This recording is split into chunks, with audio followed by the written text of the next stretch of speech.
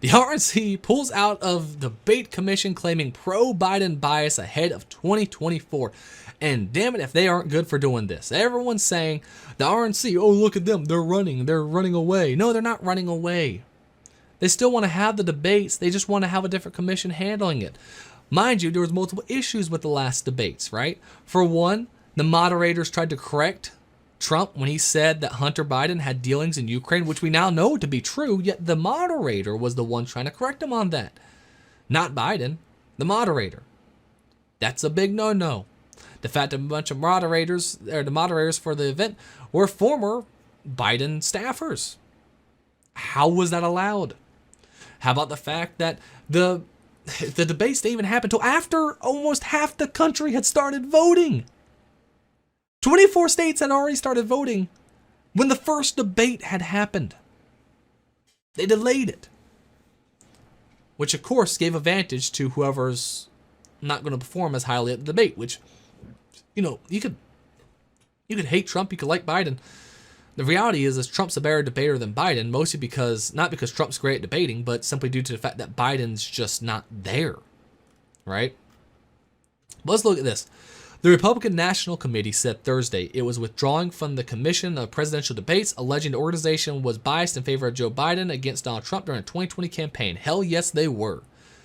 The commission has organized all general election debates between major party candidates since 1988, and it's unclear how 2024 debates would proceed, if at all, as Trump teases a possible rematch against Biden. I don't know how you bring Biden at this point. The man is a walking, he's the Crypt Keeper's dad at this point, right? I mean, he is old. He is just, I mean, Trump's old too, but Trump's always spry. Biden, I mean, his eyes are like all sunken in, the face peeling back, like he looks almost like he's a skeleton there. I mean, I don't know how he would, if Biden got in office in 2024, he would not live to see the end of his second term. Let's be honest, right? He just wouldn't. I'll still be surprised if he makes it to 2024 at this rate. But either way, Trump's teased a possible rematch against Biden. I also don't know who they would actually have to go against Trump. I'm not sure if they want to waste anyone on that election cycle.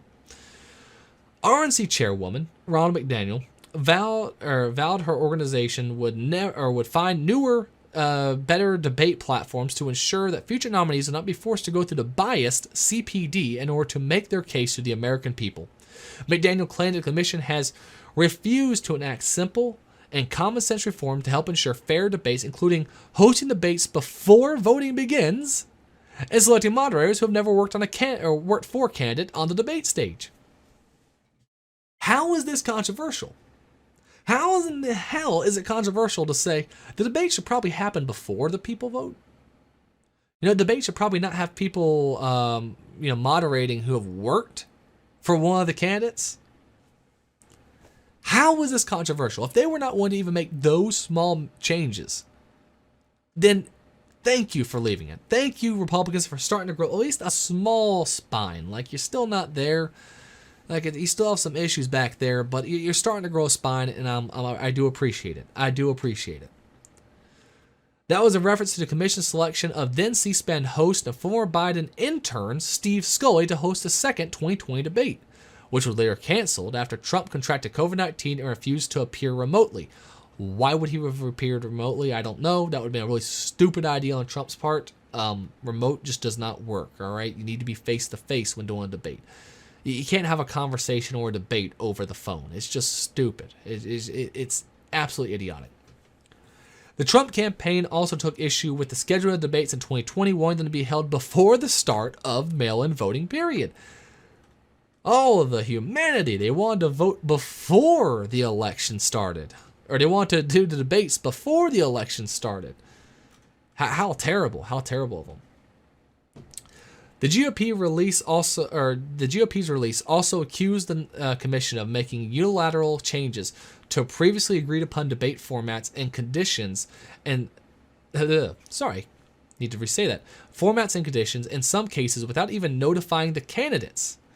An apparent reference to the mute button announced by organizers after Trump interrupted Biden to press him on his son's overseas business ventures in the first 2020 debate. That's right.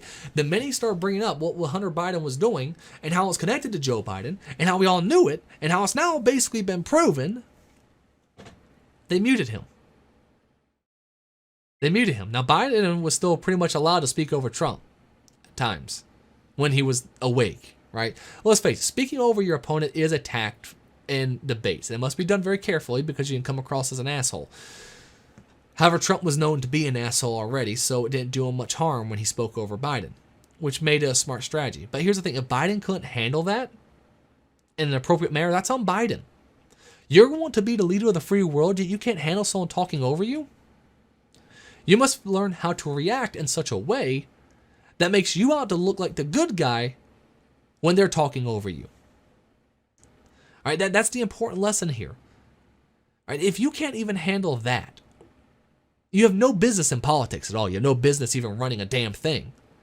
It's a very simple thing to handle for the most part. I've had to handle it before when having certain debates while working for nonprofit groups with people who I've gone to events with. And it was pretty simple. You let them tire themselves out and you make them look like the fool. You turn it around because you have facts on your side, don't you?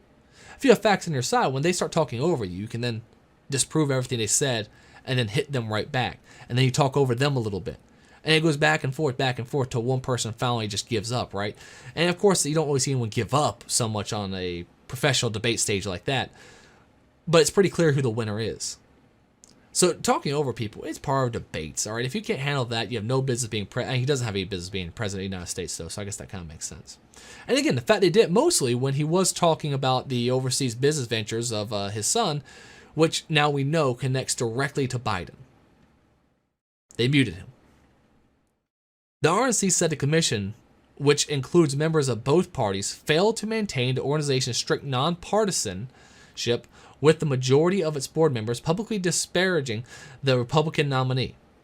Republicans on the commission, 9-member board included former Senator Olympia Snowe of Maine, who said in 2016 Trump was hurting our Republican brand and urged the 45th president to resign from office after the Capitol riot. You know what?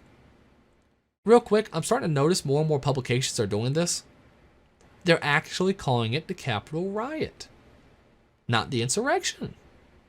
New York Post has always been decent about this overall, but there's been a couple articles where even they said insurrection, and I'm noticing this also when it comes to, there was a CNN article I saw where they called it the Capitol riot and not insurrection, so it's actually somewhat good to see. They might finally be separating from that narrative, at least just a little bit. So the commission did not immediately respond to a request for comment. Now, obviously,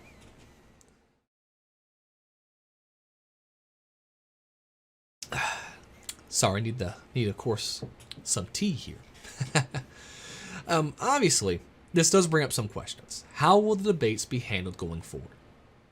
Without the debate commission actually be setting this stuff up, we do have to wonder, how will they come to agreement? Now, at this point, it could be an agreement between just two parties, or even do just both the political campaigns in general. I mean, people come to agreements all the damn time when it comes to much, maybe not bigger issues than who's president, but to very large issues. So it doesn't seem to me like an inherent issue would be that they wouldn't be able to settle on some other kind of deal. My wonder, though, would be what kind of deal would you settle on? Because we are so divided at this point. We're so divided. And I think even Michael Malice, who obviously I think everyone loves at this point, at least if you're anywhere on the right you love, everyone's favorite anarchist who pushes very heavily for the separation of the states at this point, who pushes heavily for balkanization, and frankly, as do I, to a certain degree. He says it's really nice seeing the separation between the people of this country, quicken, basically. Because this is a major thing. For over 30 years, we've had one commission helping run the debates to make sure that they could go ahead and operate pretty smoothly. And now we don't. At least, as far as we can tell. They might go back on the word. We don't know. But for right now, we don't have that. We are separating at an astounding rate, guys. I mean, really think about it. So we are really, really separating very quickly. I'm talking to some people who I used to know who were just a little bit on the left. And I was a little bit on the, we could really talk. And they were like, James, you've gone so far right. And I'm like, how have I gone far right? Your stance on immigration. You mean the same stance that Bernie Sanders had just 4 years ago? The same stance that Clinton had, the same stance that Bush had, the same stance that Obama, that we need to close the border or secure the border and make sure we have very limited amount of immigration. Now, I will admit, I go a bit further than that. I don't think we should have even as much legal immigration as we have now, let alone illegal immigration. But for the most part, I'd be happy with just what was used to be common sense stuff. That used to be we could all agree on. Because well, what about your position on guns? You mean my position on guns where I just say the Second Amendment means what the Second Amendment says? That position, I've gone further right. No, I'm not saying if I was to go further right on that issue, I'd say everyone should be issued a gun by the government, which would probably go terribly more than likely. We'd probably all get a bunch of high-point handguns. I'm not 100% sure on that one. But no, I mean, for the most part, my stance on guns is just what the Constitution says. It hasn't gone any further right. What your stance on private businesses? That I believe you should keep what you built? That's an extreme idea now, that you keep what you built? No. I've not gone further right for the most part. But they have, in fact, gone further left. My friends who originally just said, oh, we just want gay marriage because we want people to be able to live with who they want to live with. That's kind of it at this point, right? That's it. Are now pushing for trans people inside sports, trans people inside bathrooms, pushing for children to chemically castrate themselves. My friends who said safe, legal, and rare. Abortion is a terrible thing, but, it should probably be allowed for, certain instances like the life of the mother, and maybe during first term because we still don't know the viability at that point, which I still 100% disagree. Well, actually, back then I actually agreed with them on that, strange enough. I used to be pro-choice. I'm very heavily pro-life now. I would totally disagree with that. However, that used to be a bit more of a sane position of what's going on today. And now they're saying, abortion all the way up till, the third trimester, just a day before the child is supposedly born, we can still kill it. That is now the middle of the road position in their opinion. I would hate to see what the far left is by their viewpoint here. We have separated so much as a country, and it makes me wonder, what are we going to do now that the debates are starting to become separated as well? Now that the debate commissions themselves are starting to become separate entities, where we're no longer having a unified debate commission, how will this now be decided by each presidential campaign? Will they come to an agreement on their own, or will we have to find a new nonpartisan group? And I don't know how you find a nonpartisan group in today's society. Thanks so much for watching that clip. If you want to watch the live show, it is Thursdays at 9 o'clock. Again, that is 9 o'clock Eastern Standard Time. But if you don't want to wait that long, we got some other awesome content out there. All you got to do is click on this video over to the right, and it will take you right on to the next one. Either way, thanks so much for watching, and we'll be talking again real soon.